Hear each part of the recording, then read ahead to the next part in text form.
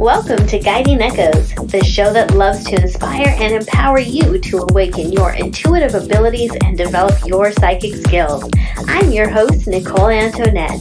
Join me as we dive into exciting topics such as spirit communication, energy healing, intuition, consciousness, and so much more. The fun begins right now. Hey, happy Tuesday, beautiful people. So excited to have you here with me today. My name is Nicole Antoinette. I'm a psychic medium, tarot card reader, spiritual coach, spiritual coach is what I meant to say. Jack of all trades.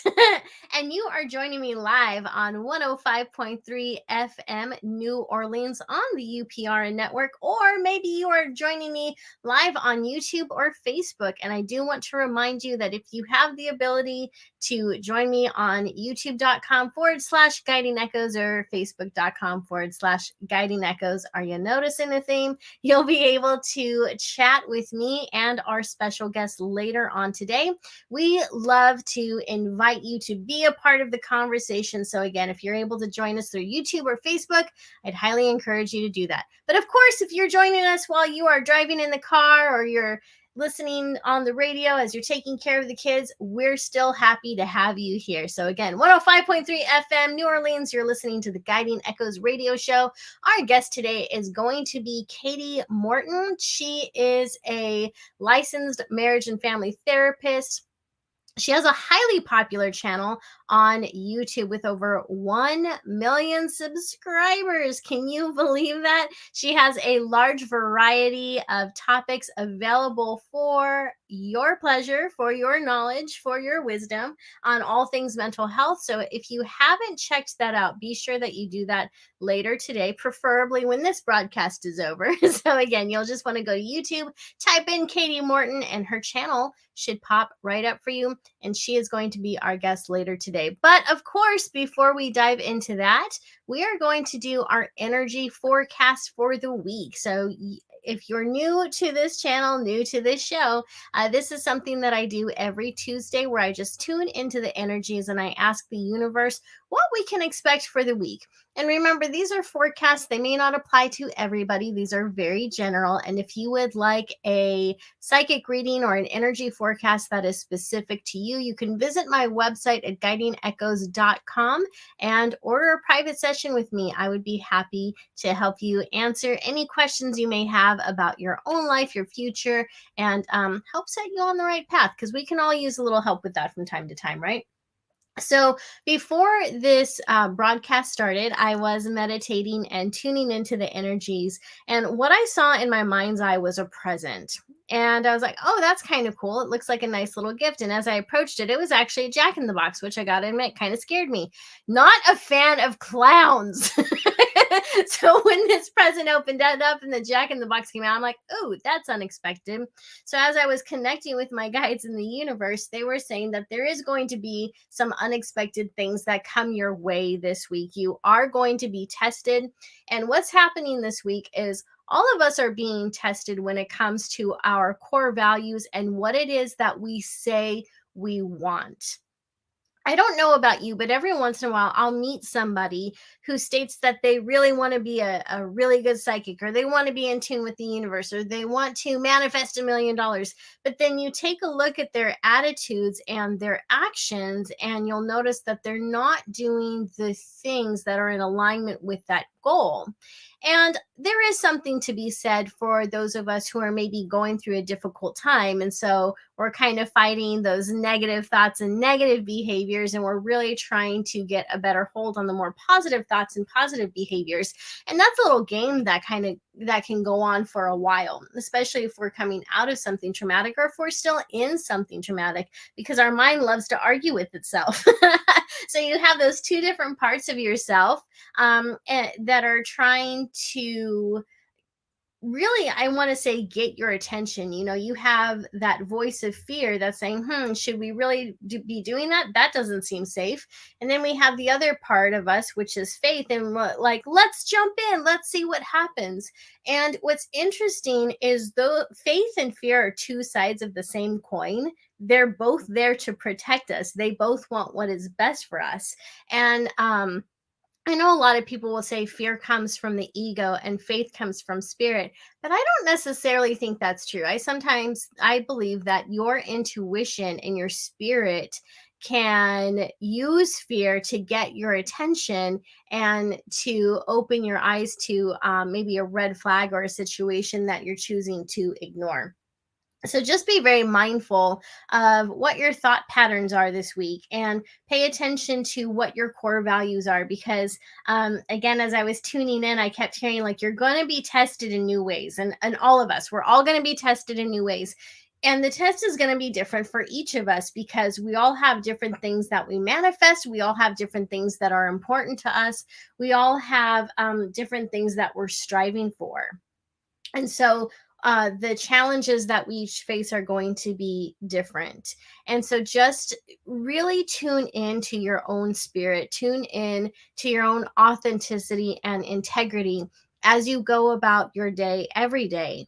And when people approach you and they ask you to do something that's not in alignment with your integrity, that's not in alignment with who you say you are, pay attention to that and do what is right for you. Always ask yourself if what's being asked of you is your best representation of who you are and who you want to be. The reality is that once we allow someone to dictate our actions and dictate our thoughts and our feelings, and someone asks us to lie about something that we're uncomfortable lying about, we've given them permission to do that to us more often. And the moment that we put our own authenticity and core values aside, we have also negated our trust in ourselves, because we've done something that we don't like. We've done something that we don't trust, right? We don't like that we did this thing. And so we have to be quick to forgive and quick to set up those boundaries. So just keep in mind that, again, those tests, those challenges are going to look different for everybody. I think that for many of us, we're going to experience those in small doses. And this is really the universe testing you to see if you really do have those core values that you say you have, and if you really do want to move towards that goal that you've said you want to move towards. So I do believe that if you're able to pass the test, I do think that there is going to be something beautiful and amazing in store for you. I don't believe that the universe gives us these pass or test fails, pass or fail tests is what I was trying to say, just to punish us or to toy with us. And so when we're able to stay in alignment with ourselves and our beliefs and live out our core values and speak our truth forward, then magical things can happen. But it's never without challenge, right? There's always going to be some type of struggle or something. But if you can get to the end of that, beautiful things are in store for you. And one thing that I have found that's amazing is when you stand up for yourself, people tend to respect you more. But you'd be amazed at how many people will look up at you as if you're this grand hero, all because you had the courage to say no when you were being pressured to say yes, or vice versa. So just keep in mind that when you stay in alignment with your core values, when you stay in alignment with your truth, you actually become a hero in the eyes and lives of others. And that's how inspiration is born, right? And the truth is, when you stay in alignment to your own authentic self and your core values, you kind of become your own hero or shero, right? You can trust yourself more. You might still look back at that situation and be like, did I do the right thing? But as time goes by, you'll be like, heck yeah, I did. So that's what the energies have in store. So we've got AJ, and she says, I think everything is a test in up leveling. Yeah, I think you're right. We've got Mad Cat Sphere saying, yeah, it's true. Melina's also saying it's true. And then we've got Yeda, which I probably said your name wrong, so I'm just going to apologize for that. And she said, had a lesson circle back around already. Yeah. So, some of you are already seeing this in motion. So remember, this was just a general reading for the collective. And if you would like a personal reading or energy forecast with me, you can visit my website at guidingechoes.com to get that set up. But now, ladies and gents, I'm so excited to present to you the amazing Katie Morton. Not only is she a author a YouTuber with over 1 million subscribers. I'm very proud to call her my friend. So Katie, welcome. Yes, thanks for having me, Nicole. It's good to be here. Yeah, I'm excited to have you here. So how was the drive? It was easy. I walked from my living room into my studio. Oh, good. I'm glad there wasn't much traffic today. No, not at all. So tell us a little bit more about yourself. How did you decide that being a therapist was the right move for you?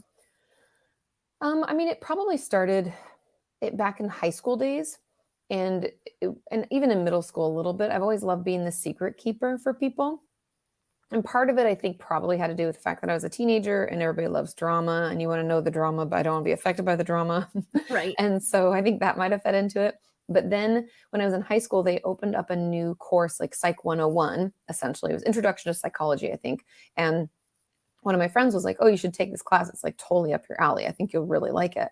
And I was like, oh, I don't know. I don't really know much about that. I'm like, do I want to be like a psychiatrist? Like what would that mean? But because I'd been in therapy personally, I was like, oh, I'll check it out. And I fell in love with it. And I think there's many reasons to it, but number one, people are fascinating. And I enjoy learning about individuals because I think a lot of times we want to put people in like these big buckets, like, oh, all women think this way. Or, we like to break people down by stupid Men are things. from Mars, women are from Venus type of thing. And I'm like, it's a little more nuanced than that, right? So I find people really fascinating. And I get bored easily in jobs. Like I've had a lot of jobs. If anybody, I started working at 15. So I was like a barista and I've been a waitress and I've been a sales rep and I've worked in an EAP, which is an employee assistance program. It's like insurance for mental health. I've done all sorts of things and they're always so boring and I don't enjoy them. They're not really fulfilling. It like pays my bills, but it doesn't like feed my soul. And so that's kind of like why I got into it and why I've stayed with it. Yeah. And well, what encouraged you to start your YouTube channel? Because you've been at this for 11 years. So I'm just 1 year behind you. I've been doing it for 10. So 11 years. And you started off talking about eating disorders and then it just kind of snowballed from there. So what got you thinking like, hey, I need to put a camera on me and talk about this stuff? Because 10 years ago, that was still kind of taboo. So that was actually a really brave thing to do. So what encouraged you to do that? It was actually my, at the time, boyfriend, now husband. It was his encouragement.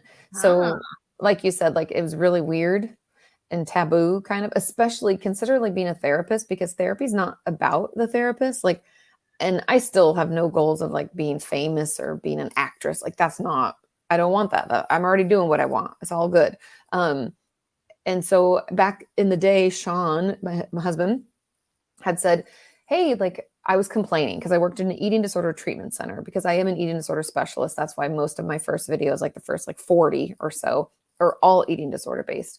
But because nothing happens in a vacuum, obviously it grew from there.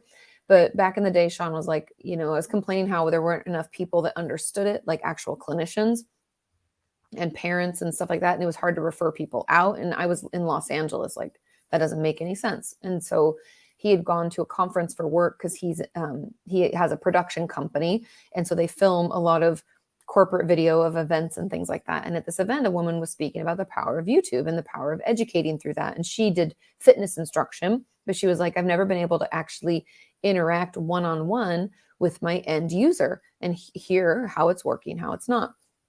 And so he came home and he was like, you're talking about how people don't understand eating disorders.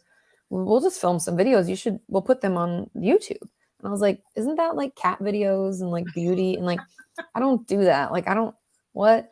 And he was like, no, people do it. And I was like, I don't know. And it was essentially like a soft no. And so he kept sending me videos from people like Anna Akana and Jenna Marbles, like back in the day, right? And he's like, no, people do this. Like, this is the thing. And after much persuasion, after about 6 months or so, I was like, okay, I'll come up with the topics and what I want to talk about, but you have to do everything else. And that's how it started. Well, I want to say thank you to Sean because look at what happened out of that. That's Yeah. amazing. And Yeah. then speaking of Sean, we've actually got a Shauna in the chat, and she said, Katie just spoke to my soul just now. None of my jobs feed my soul, and I crave that. I think a lot of people can resonate with that. And so, to those who are listening who feel that same way, what advice would you give to people who are in that type of situation where it's like they crave the security, they want the paycheck, but they feel like zombies or robots every day? Like, how can they make that transition to doing something that they fully enjoy? Thank you, Shauna, for that. Yeah, no, it's true. So what do we do? I mean, because I do understand the need to have like good health insurance, because like my sales rep job, I had like killer health insurance. Before I quit that, I was like, do all the things. And I think it's okay to keep that job for now and find something that does feed your soul. Because sometimes we don't really know what that is. Like before I applied to go to graduate school to become a therapist, I also applied to culinary school because I was like, I do love to cook. And it was like, I love to bake specifically. So I was like, I want to be a pastry chef. And then my mom was like, Katie, like, first of all, culinary school is very expensive. My mom was like, It do is. you want to work when your other friends aren't? And do you want to work on the week? Do you want to get up at like 5 a.m.? I'm not a morning person, spoilers. She was like, this really doesn't seem like a good fit. And she's like, just think about it. Because my mom also knows I'm super stubborn. So she wasn't going to be like, don't do this. Because I'd be like, well, now I'm going to, just out of spite, because I'm that person. So she didn't really say that. She was like, just consider, thinking. And so I didn't know for sure either. But I think it's important to explore. And I encourage everybody to keep the job that's paying your bills. It's giving you that sweet, sweet health insurance. And then also, explore your interests. There are amazing sites like YouTube, Etsy. There's all sorts of things to support. Like, you know more about this, Nicole, but like Teachable and Udemy. And there's all these, you can make courses. You can try your hand at a lot of things with like very low risk, very little in like financial investment. Or maybe you want to work in your local community, like go volunteer. I found that super rewarding. When I was a sales rep, I volunteered a lot in downtown Los Angeles.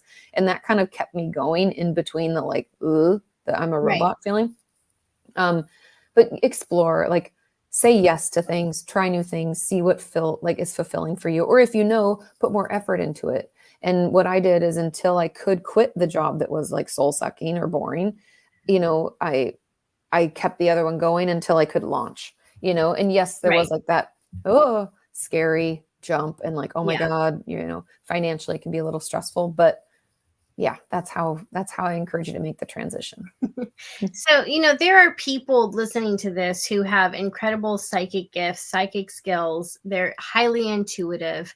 And even if they don't consider themselves psychic, as far as being able to look into the future or whatnot, they do have intuitive abilities and interests, whether it's angel cards or just being able to kind of, I want to say, feel a person's energy. They're very empathic. And you're very empathic too, which is something we've talked about. You're very much an empath.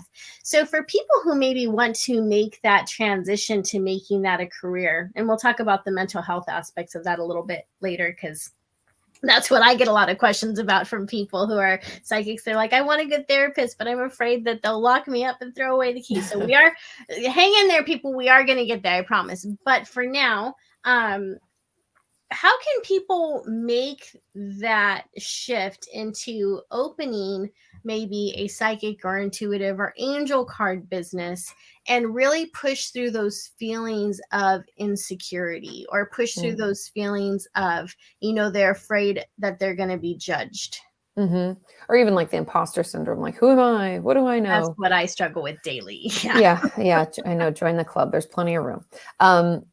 I think part of it is just the way we talk to ourselves, because I think the thing that we often forget, or I don't know if it's even forget or we just minimize, is how unique we are, how wonderful each and every person's perspective is, how important it is to have people with different perspectives. Like even from what I do as a therapist, I'm a specific type of person. I'm not going to work for everybody. Not everyone's going to like me or want to open up to me. And that's okay. So there should be other people doing what I do. So First of all, that's not okay, because you're very likable. So you. I have issues with that. I will stand up and be like, how can you not like Katie? Excuse me? No, go on. Well, I don't take offense. But there needs to be different people for different, end patients. And The same goes for the spiritual world, especially because anything we do, like psychology, spiritual work, like, or psychic work, uh, we're digging into things that are under the surface. We're getting vulnerable with people and we're opening up in a way that maybe we haven't before. And Right. I think whenever you second guess and think, well, why me? Or maybe I shouldn't, or this is really scary. I think, like, what about the flip side? Like, why not you? I Yeah. mean, what if you, because like when I started YouTube, no one was doing it. I was definitely very weird. And it was also like not what people were doing on YouTube. So YouTube was already like weird. And then I was doing something weird on a weird platform. Right. So, but, you know, my goal was to help at least one person. Sean and I were like, if one person benefits from it, then it's worth it, and I still hold that in my, like, it's still what keeps me going, is like, hey, if this video that I maybe think is trash, because I'm super judgmental of myself too, if it helps just one person, it was worth putting it out there into the world, and I think the same applies to that. If you want to open up a shop, or you want to start something online, you want to connect with people, you want to offer your services, why not you? And you never know who it might resonate with or who you might be able to assist. And just notice that self-talk. Don't let those thoughts live rent-free in your head when they have no facts to support them. There's always going to be a good reason to not do something, but I always want to ask the flip, like, well, why not? Or why not now? Why not you? And if not you, who? Right? And yeah, I could Well, I've talk about always that a long found time. you. Yeah. Well, I've always found you to be incredibly inspiring and authentic. And so many times when I was struggling with my YouTube channel, I would actually go to your channel and be like, okay, well, what type of topics is Katie talking about? Like, how can I apply that to what I want to talk about next? And so, for what it's worth, you've been an inspiration to me and you've encouraged me to keep going when I've wanted to hang up the hat. Because for people who don't know, like, YouTube's hard. Like, Very hard. YouTube's hard, and staying on top of all the social media stuff, like, there's a lot that happens behind the scenes as far as like setting up the light, figuring out what you're going to talk about. You can slave away in editing and scripting a video and thinking, oh my God, people are going to love this. This is exactly what they need. And then over the life of that video, it gets like 400 views and you're like, what? So there, so Yeah. You never know. you never know. So it can be pretty discouraging, but it can also, when it's doing well, you can get on this high, and it feels so good though to be on a medium where it's helping people, where, Agreed. yeah, Yeah. where people can go in and you know that they're finding your channel, that they're finding the information you're delivering, and obviously if you're the one delivering it, you believe in it. So there's also that confidence in knowing, okay, they're not getting any type of BS, like they're getting actual, good authentic information that's helpful and whatnot. And so I think it's been incredibly brave of you to step onto that platform when it was unpopular, and you kept pushing forward and you kept being courageous and you kept showing up, and because of you, people like me stayed the course. So thank you to you and to Sean. Of course. Happy to be there, because it is hard. It is trying, and putting yourself out there can be stressful. Like, I think it's also want to normalize for people. If you're scared to do something, that's normal. It's like self-preservation. Our nervous system is wired to seek out threats and look for them and then run away or to fight back. And so it's Yeah. almost like the opposite of our like development to be like, I'm going to Yeah. do it anyway. I'm just going Yeah. to jump. Our nervous system is like, no, no, no, no, no, no, no, no, Yeah.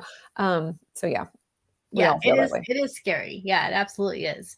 So so now we've got to, pivot, because I did promise people we would talk about this topic. So there are incredibly gifted, psychics or intuitives out there. We'll just call spiritual people, right? We've got people who are spiritual. They're not necessarily tied to one religion or another, but they feel things. Mhm, Sometimes they may see things. They dream things happen. mhm. And sometimes, like anyone else, they can go through periods of depression, or they may be experiencing long bouts of CPTSD, which, if we're honest, like, long bouts of CPTSD can last a lifetime. Like, Yes. it's really hard to go through. So for people who do want to get some help with their emotions, and they recognize that they're having issues with their mental health or their emotions and they're feeling overwhelmed. And maybe the spiritual side of them or that intuitive side of them does play a part of that. They can feel really intimidated by the thought of opening up to a therapist or a psychologist about that because they are afraid they're going to get judged. There's parts even in the United States where it's still highly frowned upon, to have those psychic abilities or whatnot. So for people who do want that type of help, what can they do? What steps can they take to make sure that they find a therapist or psychologist or mental health professional? Yeah, there's quite a few things. So first of all, know that you get to select who you talk to. Period. You don't have to keep seeing someone if they seem judgmental, if they don't really get what you're doing. You know what I mean? And I think something that a lot of therapists offer, not everyone, but a lot of therapists offer either the free first session or what they call like a consultation. Ask if they do that, take them up on it, even if it's a phone call, and have some questions ready. First of all, it is perfectly fine to ask to see the resume of your therapist or get their license number, which should be on their website, by the way, or, where they went to school, what they specialize in. I will throw a little red flag up if someone thinks they specialize in like 30 things. Not possible. You can say I can treat, depression, anxiety. Those are very common mental illnesses. We're trained in school to treat them. But when you start getting into things like addiction, personality disorders, I don't know, schizophrenia, you get a little, I don't really like that. I feel like you can only specialize in a couple things because we only have so much time. So just notice, but have your questions ready. What do they specialize in? What do they work on? Here are the things I'm wanting to work on. Can you help me with that? And then ask, be like, I'm, whatever you call yourself. I'm a psychic medium. I am a tarot card reader. I'm a spiritual person. I'm into whatever it is. Is that something that is going to impede our work together? Mm-hmm. And I know people can be scared to like put it out there, but it's better you say it up front, because if someone is like, they might be a Christian therapist and you don't realize it because it's not spelled out. And you can be like, well, crap, that's not going to work for me. Right. And it's better to know that up front. I'm not saying that spiritual and Christian, I'm just saying that like they might be a little more adverse potentially, or you could have someone who's just judgmental. And it's good to know that. It's good to ask and just get a feel for them, because throughout therapy, we do know that what makes therapy successful above all is our relationship with our therapist. And so if you're like, I kind of like them, they seem cool enough, I could probably talk to them. Even though it's a weird situation, I know talking to a stranger about things you don't talk to anybody about. Right. But if you feel that like vibe, just like when you meet a new friend, you're like, I like them. Yeah. I want to get to know them, right? We don't know everything about them, but we know enough and we are excited. And so you should have that kind of spark for them. But yeah, take that consultation, ask the questions. Also, don't be afraid to ask about money, how much it costs, if they work on a sliding scale. I don't want anybody going into a session and then at the end being like, holy crap, that's $150. And that like breaks your budget. It's important to ask up front. All therapists work on a sliding scale, FYI. It's okay to ask about it. Yeah, that's I guess my best advice. Although I have videos about like how to know you're seeing a good therapist, bad therapist. I talk about it at length in my book, Are You Okay? There's information out there. You can find it if you want more detail. Perfect. And you mentioned something earlier. You mentioned schizophrenia, and I think that is a huge concern in the psychic and paranormal communities, because plenty of people. In fact, there was an interesting study done. I should have printed it up so I could have the actual numbers, but there was an actual study done where a scientific journal had sent out a questionnaire, really a survey to I don't remember how many people, I think it was like 700 or 800 people, and was asking this series of questions like, have you ever experienced seeing movement out of the corner of your eye? And nothing was there. So it was this pinpointed question, and what they found was that 75% of people who answered this questionnaire had experienced some form of paranormal, what we would consider paranormal activity. Mm-hmm. Not related to the movies. So that's a lot of people. Like 75% is a lot of people. And it can't be that 75% of the people are all schizophrenics. Otherwise, we're in trouble. No, the stats are 1% of the population has schizophrenia. Right. 1%. Right. Very small. So yes, very small. Thankfully, thankfully, because that's got to be a really terrifying way to live, actually, with schizophrenia. So for Mhm. people who are concerned that they have seen things, or they have corner of their eye, or maybe there is weird things that happen in their apartment, they're convinced that they live somewhere that's haunted because that's what the evidence has presented to them. They're afraid that they're going to be diagnosed with schizophrenia. How can someone maybe put that fear to rest and still get the help that they need? Yeah, that's a great question. And again, going back to finding the right therapist, if they know that you're like tapped into that and that's kind of part of who you are and part of what you do, they're not going to bat an eye at that kind of conversation. And there is a huge difference. Like I cannot express to people enough how different that is from schizophrenia, because schizophrenia is usually terrifying, not always. Like I'm sure some people are like, no, I had my first psychotic break and it wasn't scary. I personally haven't talked to someone who didn't say that it was scary, at least for them or someone they loved. And it's not like I think they're telling me something. Yes, we can get messages like they're telling me to kill myself or harm someone. So, people who are psychotic do have that kind of messaging, but that's not like, just think already how I'm talking about that. That's very different from like, oh, I saw a vision of, my grandmother or this person, I'm not sure how they're related to me, telling me that I need to get someone a message. Now, Right. people with schizophrenia, by and large, cannot function in their life without treatment. Again, it's not 100%, but the numbers are very high. It's very debilitating because it can get to the point where you're scared of everybody, or your voices are so loud you can't participate in work or school. You can't focus. You can struggle to take care of yourselves. A lot of my patients won't even feed themselves because they think that they're talking to them through the food or through the TV. It's just a very disruptive mental illness. I would call it a severe mental illness.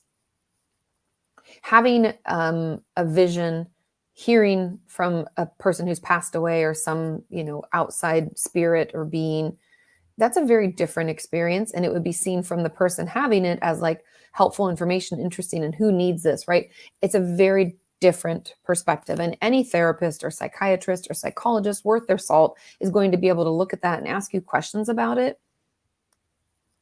And they're not going to put schizophrenia down.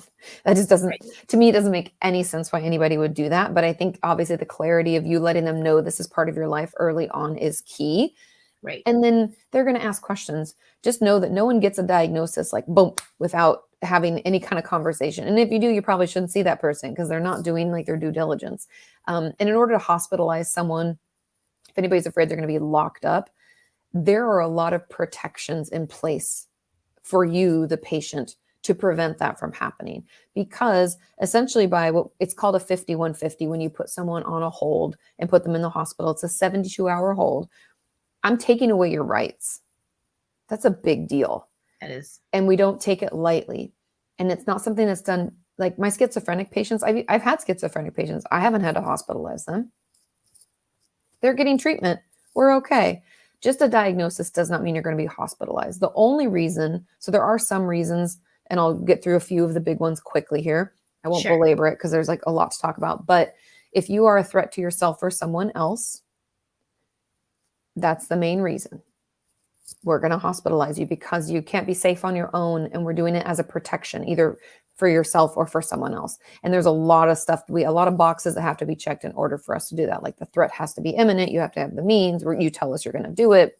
Nothing else is helping, et cetera, et cetera. So know that that's not a step that's taken lightly. You are safe. Things in therapy have to be held in confidence, and to break confidentiality, to take away your rights and put you in the hospital is a big deal. And it shouldn't be something that, is ever done quickly or with haste. Right. So AJ has an interesting question. She says, is it true that there's 7 different types of schizophrenia? No, there's not 7 different types, but there are different ways it can present itself. And I know that, the DSM isn't the end all be all, or the ICD-11. Those are just diagnostic manuals for essentially insurance and diagnostic purposes. They're not perfect by any means, But when it comes to schizophrenia, there are different ways that it can represent. And I guess you could call them types if you wanted to, because there can be more like catatonic, where we're like completely frozen. Yeah. Just think of like catatonic. We can have, you know, even like just blunted affect. We can be like, that was really sad. And we're just saying it without emotion. You know, everybody's going to experience it differently. And so there are different ways that it can present itself, just like there are different hallucinations. We think of hallucinations often as like seeing people that aren't there, but there's auditory, hearing things that aren't there, and tactile, feeling things on your skin that aren't there. It can be very frightening.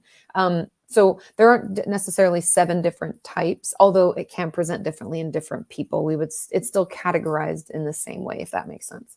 Yeah. Okay. So Michael Jenks has a really interesting question. He says, is there a trigger in schizophrenia which could have arisen from a real spiritual experience?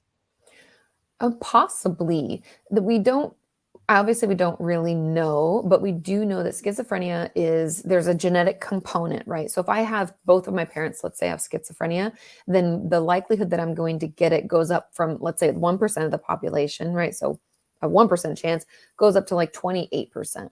So it really increases. And I believe if both parents, it's like 46%. So the likelihood goes up depending on if it's in your family or not.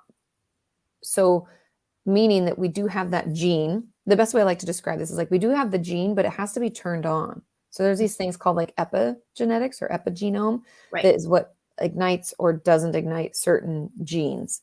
And most of my schizophrenic patients have had a trigger to initiate that first psychotic break. And it's usually stress, but it could also be loss. Like one patient had his dad die tragically in a car accident. That's what triggered it. I bet other patients in finals of their first year at college have it. So those are usually the triggers.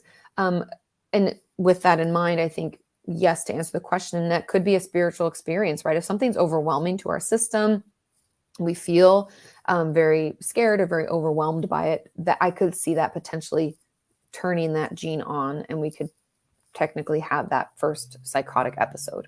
Right. So we have another question. Do they know they're having a psychotic break? That's a really good question. Yeah, no, unfortunately, not at the beginning. The first time is usually just really scary. Like imagine that all of a sudden because the thing is, we're saying, oh, they're seeing people that aren't there or things that aren't there and hearing things that aren't there or feeling. To them, they're there. Yeah. Those of us without schizophrenia don't see it. You know, it's hard for us to imagine, right? We're like, what? But to them, it's their reality. And I find that a lot of my schizophrenic patients aren't aware at the beginning, or just super scared, or, you know, it's usually scared. They usually isolate themselves.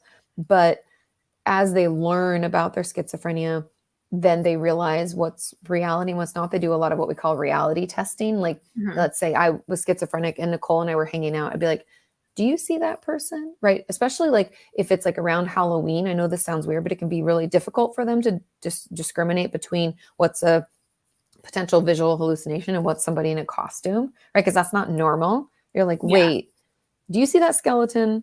Or am I having breakthrough symptoms? Right. And so you have to have people you can check in with.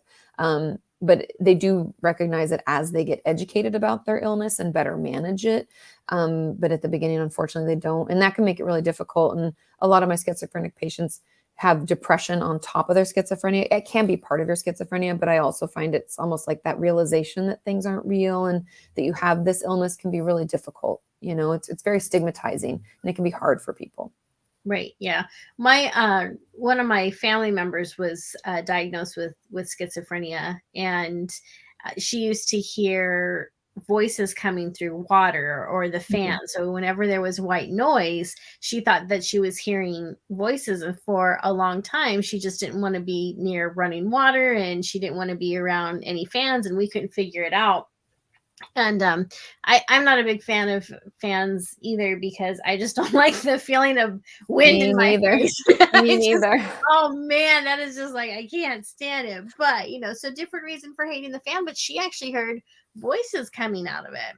Interesting. And yeah, and so so it took her a while before she finally came forward about that. And I don't remember who she had said that to, I can't remember if it was her husband or whoever, but yeah, eventually that was what caused the red flags. I mean, there were other red flags, but that was the one that was, high enough Mhm. that she finally was encouraged to go get help and found out that she had that. And so so I've seen how it can be debilitating. And I would say that a huge difference between, of course, schizophrenia, where someone is scared and isolating, like you said, versus those visions that other people have, where they're seeing a loved one, or they envision light around them and they're getting the psychic information, is that by and large, people who are diving into more psychic and spiritual practices feel loving energy around them, and they Yeah. feel warm energy around them, and they want what's best for other people, and the information that comes through to them isn't random, and it's not messages of hurting themselves. It's going to be specific information that's somehow helpful to what they're going through, or to what someone else is going through. So whereas it sounds like, with someone who maybe has a different form of mental illness, because there's other mental illnesses that can look like schizophrenia but aren't, the information and perceptions that they get, it seems like it's random, hurtful, or scary. Yeah. Yes. By and large, yes. I honestly, and I would love to be corrected if someone else has a different experience. I've never heard of a schizophrenic patient having like a loving hallucination. Yeah. They do become like kind of friends with their hallucinations, and they can say it's like sad to not have them, like they miss them because they're like part of their family, kind of, because they've been with them sometimes for a long time if they don't get treated right away. So I have heard that, but not, again, not the same. It's not that feeling that we're talking about. Right.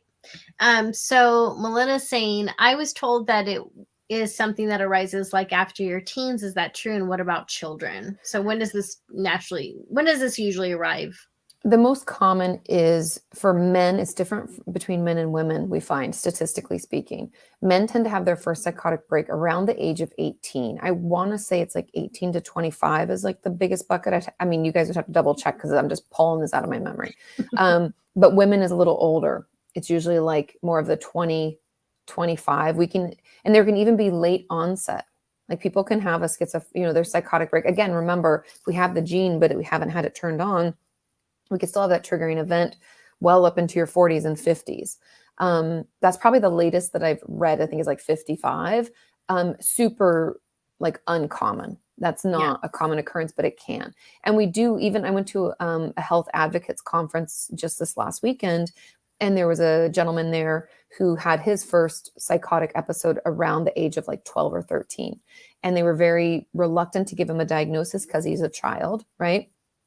But it does happen in children. There are medications that are approved for treatment in children. But by and large, it's that like 18 to 25, maybe 30 range where most people fall into. Okay, interesting. So Michael has a question, and we're going to shorten it. He's asking, what if they're genuinely intuitive? So what if they really are seeing those things? That's an interesting question.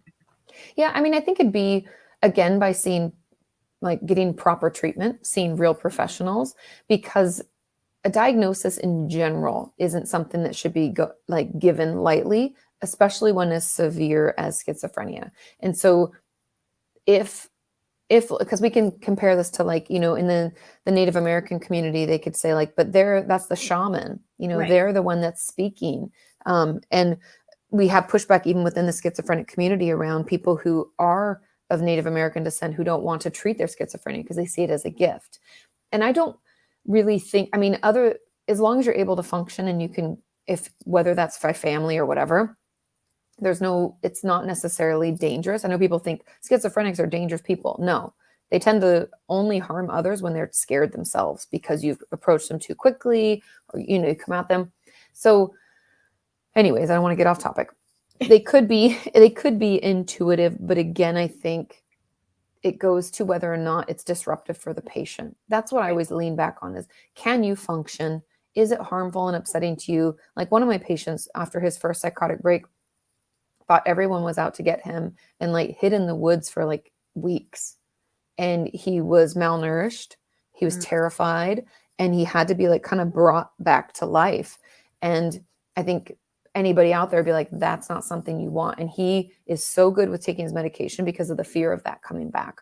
And so I really would lean on the patient and how they feel about it, and how, if at all, is it detrimental to their functioning in their life as a whole. Right. Yeah.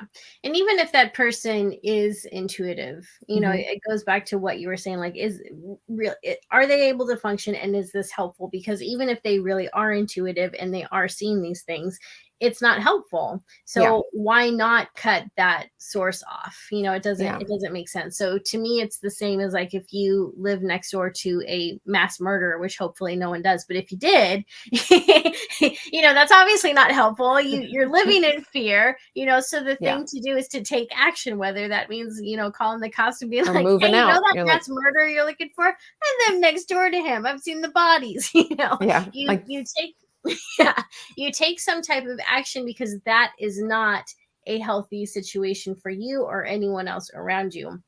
So even if what's people who have been diagnosed with schizophrenia, even if what they're seeing is somehow real on a spiritual field, they don't need to be subjected to that anyway, because it's not helpful. It's just not good.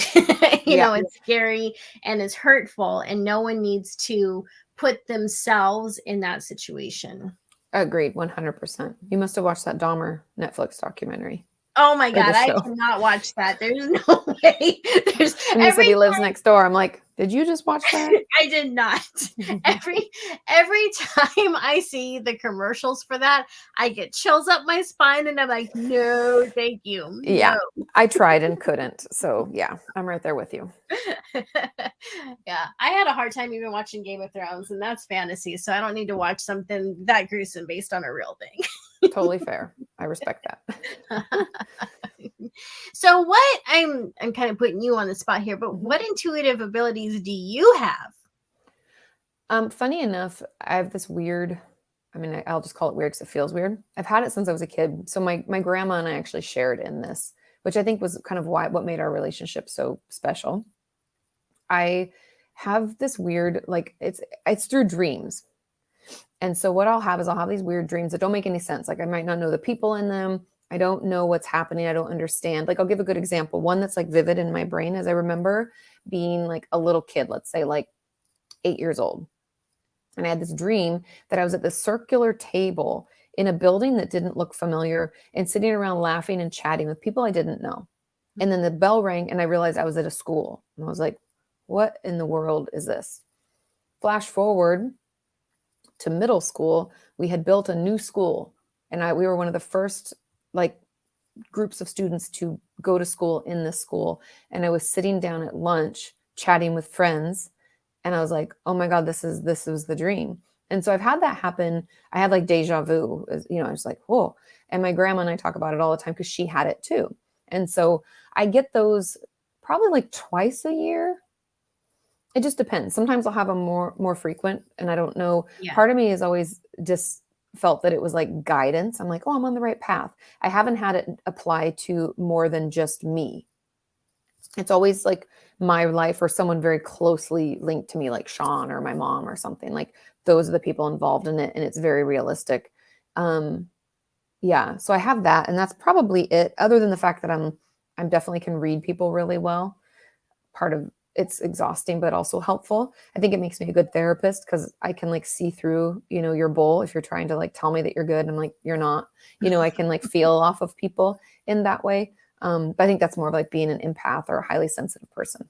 Yeah. Because I definitely believe you're empathic, and then I feel like I'm more HSP because I don't absorb those feelings. I can sense them, and they still make me uncomfortable, and I still can get pretty intuitive about people. Although recently, like people have been sliding under my radar. I'm like, what is that about? Like I used to be so good at like sniffing these people out, but I guess like all senses that can kind of come in waves, like just with our physical senses, because sometimes your sense of smell can be very strong, and then you go through a period where it's not. It seems like more intuitive abilities are that way too. Yeah, and for me, I think it has to do with like how well I'm taking care of myself, because people slide under the radar or like affect me when I'm more burnt out or tired, or it's like the end of the day. Like there's just certain things that if I haven't eaten, I'm more Right. vulnerable to it, right? I'm just Yeah. not as tuned in. Yeah. So Ken has a beautiful message that I want to share. He says, "This has been so comforting to me. Thank you. I'm absolutely functional and filled with joy for my gifts, but there's always that doubt. So thank you so much." Oh, yay, of course. I'm so glad that we could offer something comforting. I feel like we need that more now than ever these days. I think so too. So for people who are just, in general, going through a difficult time with their thoughts, their thought pattern, because the past 2 years have been so traumatic for everyone. In fact, you even wrote a book about it. You wrote a book I about did. the trauma. In fact, tell us a little bit about the book before I move on to the question, if you don't mind. No, not at all. My book Traumatized came out last September. So, wow, I can't believe it's been that long. And I wrote it during the pandemic, which was strange to be like being traumatized by an event and then writing about trauma. And we pivoted to include some pandemic talk, but not much. Essentially, the book is like, I don't want to call it trauma for dummies because no one's a dummy, but like trauma 101. We talk about what trauma is, what it means to be traumatized, what is PTSD or post-traumatic stress disorder, what is complex PTSD, which you referenced earlier, CPTSD. We go through transgenerational trauma, how it can be passed down to us. And then I read some interesting research about trauma that can be passed out to our friends and to people around us, and how we're still just as vulnerable to it. And talking about that, then treatment options, how we can get better, building up resilience and things like that. And overall, just hoping to help guide people and know that there are options that can get better.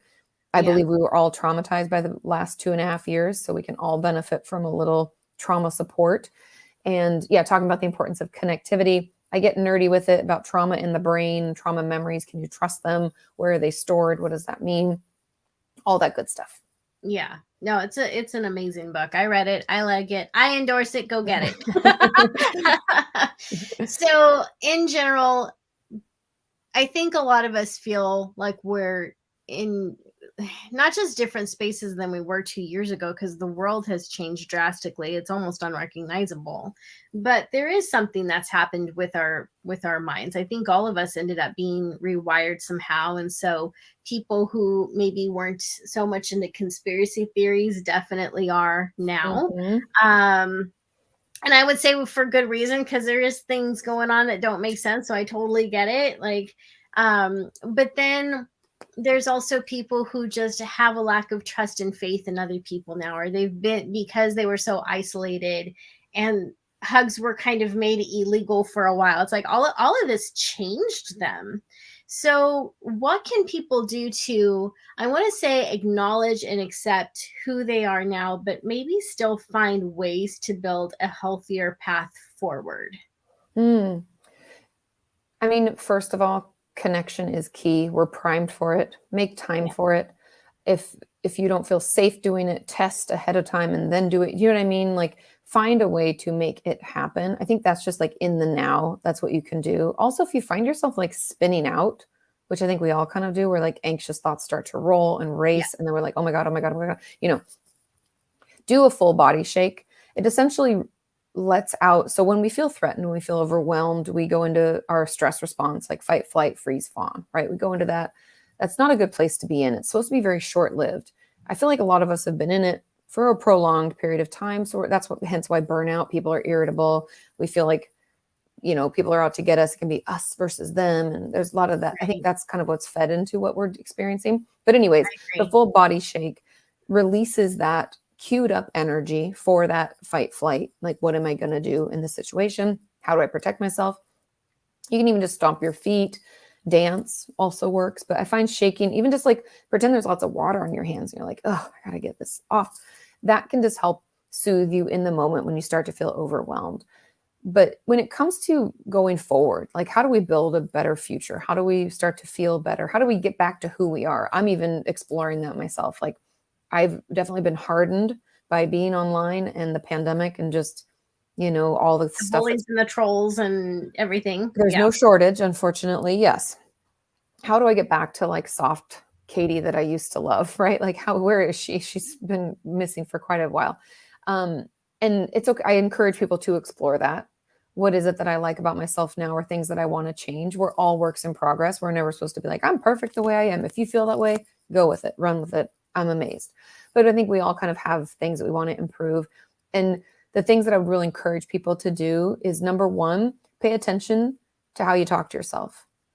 Are you just trash talking all day long? You're going to feel that. Yeah.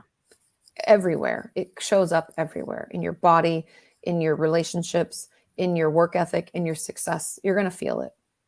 Pay attention, and don't think you have to be toxically positive. You don't have to be like, this is amazing. I'm amazing. I don't believe any. That doesn't actually work. The fake it till you make it. Spoilers. New research has come out. It doesn't really work. Right. That's why it doesn't feel good.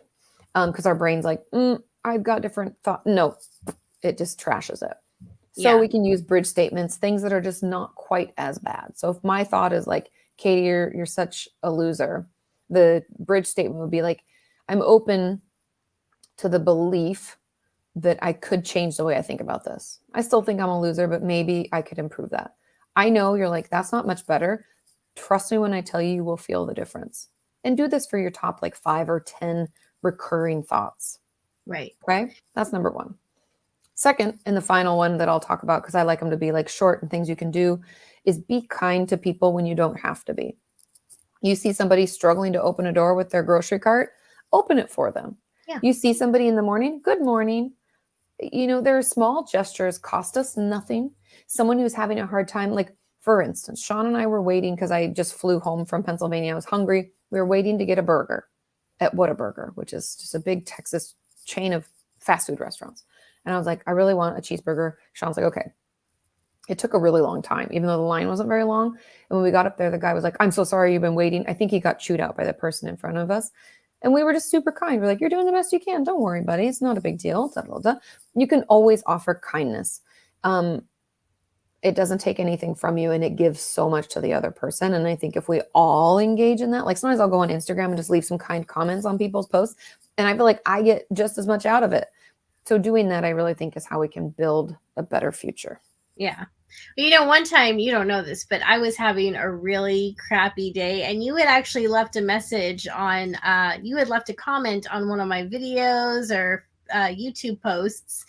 And so like, I had actually just gotten done with a crying spell. I don't remember why I was upset, but I remember going through my phone like, you know, and then you had left this super encouraging comment, and I was like, and it just like turned my day around that quickly, you know. So it the power of kindness is you really can't underestimate it, you know. And I mean, you still have to be careful because there's people who are kind to you because they want to manipulate you and use you. So like still be mindful of where the compliments are coming from. But when it comes from that place of, you know, genuine authenticity and care and love and support, like that's just the best feeling. Yeah, agreed. And kindness with no strings attached is just beautiful. Right. That's what it should always be, you know? I agree. Yeah. So Christy's on here and she's saying, I have both books. They're very Christy. helpful. Hi, Christy. She's our Floridian correspondent. She's out of Florida. Oh, she's okay. She's okay. Good. So don't worry. Yeah. Yeah. Well, I have both your books too, because it's Are You Okay and Traumatized. So before we go, tell people where they can find you. Yeah, you can find me on YouTube, just Katie Morton, or it's youtube.com/Katie Morton. All of my socials are Katie Morton. So it's just like KATIMORTON. I always tell people Morton like the salt. You can always find me. And I have workshops on my website if you're looking to dig deeper. I recently did an inner child workshop. I have a relationship workshop. They're all available over there. I try to keep the prices low. I understand that not everybody can afford things like that. But if those aren't things you can afford, I have a huge amount of videos that you can binge at any time, and hopefully they're helpful. Yeah, absolutely. And then also, gosh, you have so much to offer because you have your 2 books, and you know, books are cheap. Those are affordable. You guys can afford the book, I promise. And then, and then you also have the Ask Katie podcast. You have Opinions That Don't Matter, which is so fun with you and Sean, where you guys just like talk about the most random things for 100%. A couple hours. Yep. So you have a lot to offer. So everyone, be sure you check out Katie Morton. Again, she's on YouTube. She's got her podcast that you can get on Spotify, Apple Podcasts, everywhere. And of course, you can follow her on Facebook. So Katie, this was a pleasure. Yeah, We thanks for definitely have to having do me. this again. Yeah, we have to do this again for sure. Definitely. For sure. And then also Michael is saying this has been the best this has been the most incredible and much needed podcast to date. Thank you both for this invaluable chat. So Of thank you, course, Michael. I'm glad I'm glad you enjoyed it. Yeah. So all right, Katie. Well, thank you again for joining me, and I hope you have a lovely evening. Yeah, And you too. We'll do this again soon. Perfect. Thanks, Nicole. All right, everyone. You have been listening to Guiding Echoes on the UPRN network. Stay tuned. We've got more goodness ahead of you tonight. And yeah, you're listening to 105.3 FM New Orleans. And be sure that you join me next week on the Guiding Echoes show, whether you're joining me through the YouTube channel, Facebook page. We are going to have an astrologer with us next week. Her name is Kathy Beal, and that will definitely be a good time. Thanks for hanging out with me. Thank you for your time, and I'll see you next week.